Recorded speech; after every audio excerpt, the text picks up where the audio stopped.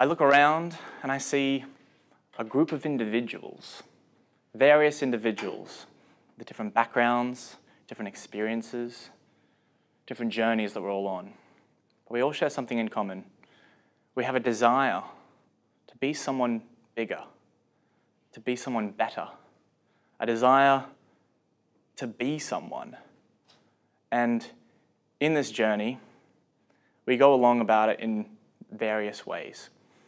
But we all have the capacity to live rich and fulfilling and happy lives. We're gifted to live in a country where this is possible.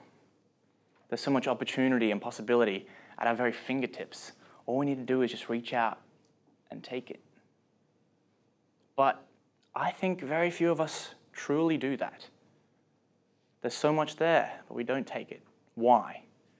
Something is holding us back. And very rarely is it the people around us, unless we let them.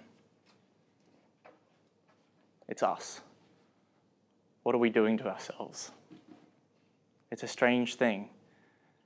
Because from a young age, we're told not to care what other people think of us, not to live up to other people's expectations, not to care what the haters say. And this is great advice. I think you should all follow it. It's good, but it's incomplete. It's flawed. We're not told to stop caring what we think of ourselves, to not try and feel pressured to live up to our own expectations, to stop ourselves from stopping ourselves. In a sense, we are very limited. And what I'm really starting to talk about today is our sense of selves, who we see ourselves as, our identities. Whatever these things are, they can be quite rigid and quite limiting in various ways unless we are vigilant. And so my challenge for you today is to dare to defy. I dare you to defy, 1, society's expectations of you, but more importantly, 2, your expectations of you. What do you fear? What are you limited by? What things do you say to yourself that stop you from doing what you really want in life? And to paint this picture a little bit more eloquently, I'm going to tell you a little bit of a story and a bit of an allegory. Very recently, I attended a music festival, and I was required to perform on the street there. And what I did changed the way I saw myself and what it means to be me. And what I did was, I had to wear a mask.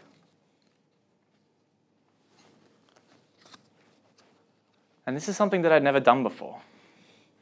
A mask is pretty special. It allows us to create and adopt a totally new character, something that's outside of ourselves. And in doing so, we can explore new behaviors, new ways of thinking, new ways of being. It's a really cool concept. And like an actor, we can bring up any traits or abilities or attributes that we want to fill with this character. In my case, a really dodgy Phantom of the Opera. But yes, like I'm saying, you can do anything you want with this character. The mask is a symbol. It represents this opportunity to obfuscate and suspend this identity and replace it with a completely new one. In a sense, it's a choice that we make, a choice to be something outside of ourselves, to be something more. But it's a very simple thing. It's just a piece of material. And so if I take it off, am I still the same person? Who am I? I'm not the mask. The mask is just up here. So this choice that we make exists within all of us. Why don't we use this metaphor to create our own identity in ourselves? Who do you want to be? What do you want to do? You can do it with a mask. You can do it with your life. Define your best self. Imagine it. What characteristics would you have if you could put on any mask and define the best character possible? How would you think? How would you feel? How would you behave? It's a pretty cool concept. It's very free, and that's what I'm trying to do. I'm challenging you to free yourself, to free your mind. And what I think this leads to is a few different things. You're not going to judge things as much. You're not going to filter the world as much. I want you to explore possibilities without limitation or constraint. And what this means is you're going to be more creative. You're going to have more curiosity, more wonder, a bit more trial and error. You're just willing to give things a try because it's just a mask after all. I think it also means less of what people expect you to do and less of what is dictated to you and more of whatever it is you want to do, the only thing stopping you is yourself. If you're a speaker, maybe you could learn to dance. Doesn't matter. If you're a dancer, maybe you could learn to sing. If you're a singer, maybe you could learn to rollerblade.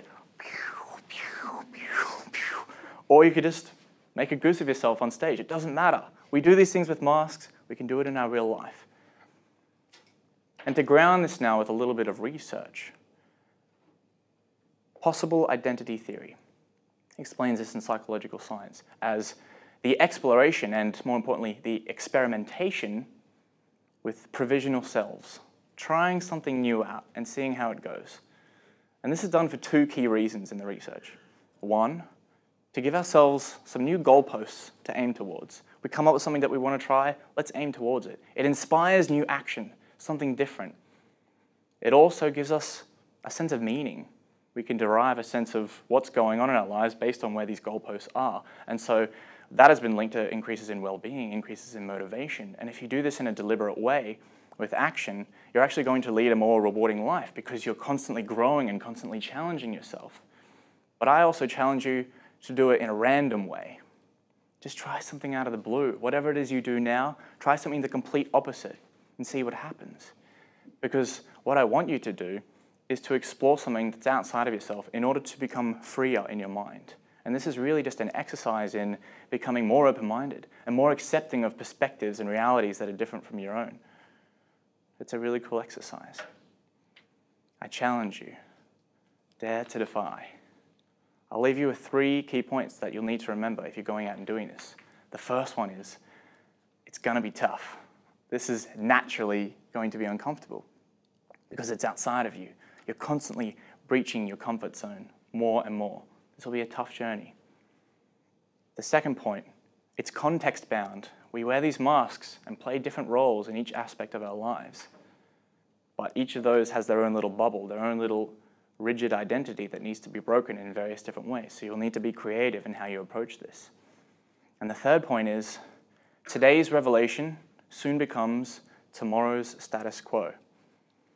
The things that you try that are your aha moments, in a few weeks' time, you're going to adapt to them. They're going to become normal and comfortable for you. So this is not just a one-off thing. You don't put the mask on once and take it off. You have to keep trying on new masks, doing different things, expanding yourself, putting yourself out there. It's tough, but I know you guys can do it.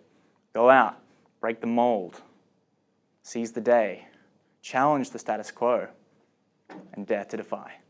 Thank you.